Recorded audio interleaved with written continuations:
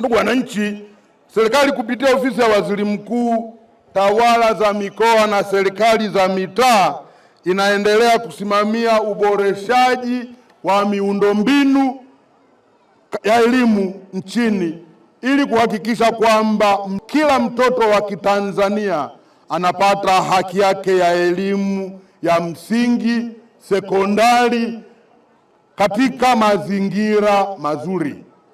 Ujenzi wa shule hii ni sehemu ya utekelezaji wa azma hiyo.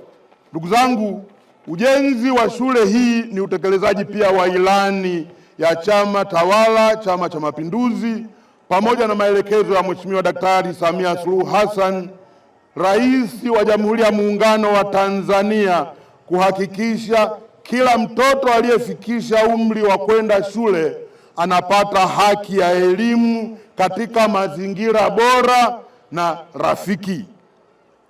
Eneo hili wananchi kadhaa waliamua kulitoa ili shule hii ijengwe.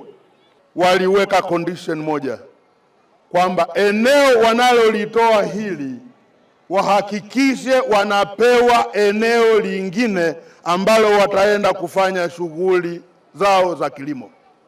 Familia ya marehemu Mzee Silas Joseph Shemdoe, mbunge. Huyu mzee ni yule mbunge aliyekuwa hapa mwaka 70 mpaka 75.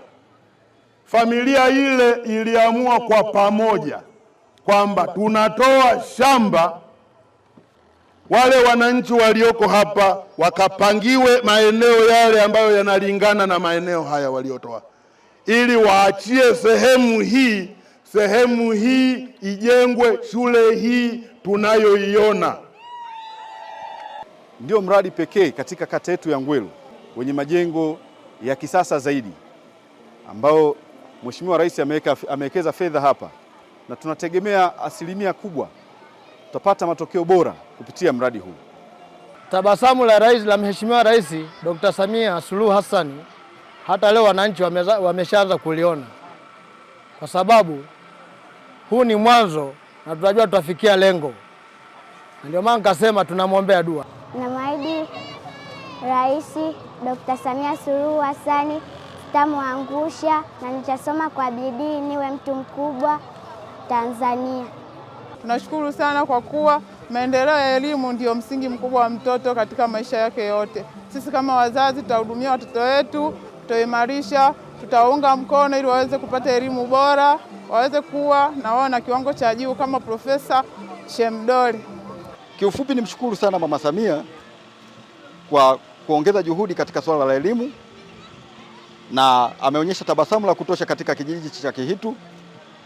Niahidi tu kama mwalimu mkuu wa shule hii nitahakikisha kwamba wanafunzi wanaosoma katika shule hii yetu mpya watakuwa na kiwango kikubwa cha taaluma na matokeo makubwa, na pia naiahidi serikali kwamba tutatekeleza majukumu yetu kama tulivyopangiwa na serikali na kuhakikisha kwamba wanafunzi wanapata elimu inayojitosheleza na yenye msingi bora katika maisha yao ya kila siku.